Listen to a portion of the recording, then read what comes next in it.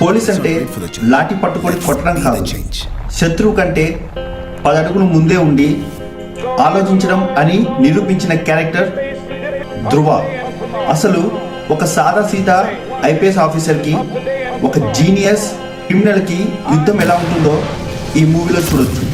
ఈ సినిమాలో హీరో క్యారెక్టరైజేషన్లో ఉన్న మెయిన్ హైలైట్ ఏంటంటే తన శత్రువు ఎవరో తనే వెతుక్కుంటాడు. నీ శత్రువు స్థాయిని బట్టే నీ స్థాయి పెరుగుతుంది అనే ఫిలాసఫీని నమ్మిన వ్యక్తి ధ్రువ. అందుకే 100 మంది చిల్లర దొంగల కంటే ఆ 100 మందిని కంట్రోల్ చేసే ఒకే ఒక్క మాస్టర్ మైండ్ సిద్ధార్థ్ అభిమన్యుని టార్గెట్ చేస్తాడు.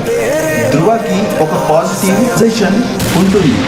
తాను పట్టుకోవాలనుకున్న క్రిమినల్ కోసం డేటా మైనింగ్ చేయటం, వాళ్ళ నెట్వర్క్ని డీకోడ్ చేయటం కోసం తన రూమ్ మొత్తాన్ని ఒక క్రైమ్ మ్యాప్లా మార్చేస్తాడు. ఫిజికల్ పవర్ కంటే మెంటల్ పవర్ చాలా గొప్పదని నమ్మే ధ్రువ విలన్ చేసే ప్రతి అడుగుని ముందే ఊహిస్తాడు. రామ్ చరణ్ కెరీర్లో ఇది ఒక మైల్ స్టోన్ పర్ఫార్మెన్స్. ఆయన బాడీ లాంగ్వేజ్, కళ్ళల్లో కనిపించే కాన్ఫిడెన్స్ అండ్ ఆ ఇంటెన్స్ లుక్ ధ్రువ క్యారెక్టర్కి ప్రాణం పోసాయి. ముఖ్యంగా సిద్ధార్థ్ అభిమన్యు లాంటి ఒక విలన్కి ధ్రువ ఒక పర్ఫెక్ట్ మ్యాచ్. గెలవాలంటే మనం బలహీనులతో కాదు, మనకంటే తెలివైన వాడితో యుద్ధం చేయాలి. పోలీస్ అంటే కేవలం డ్యూటీ కోసం కాదు, ఒక క్రైమ్ పుట్టక ముందే దాన్ని అంతం చేసే ప్రిడిక్టర్. అతనే ధ్రువ. నీ శత్రువు ఎవరు తెలిస్తే నీ రేంజ్ ఏంటో తెలుస్తుంది అని 100 మంది క్రిమినల్స్ డేటాని వేల మీద లెక్క పెట్టే మాస్టర్ మైండ్ ధ్రువ.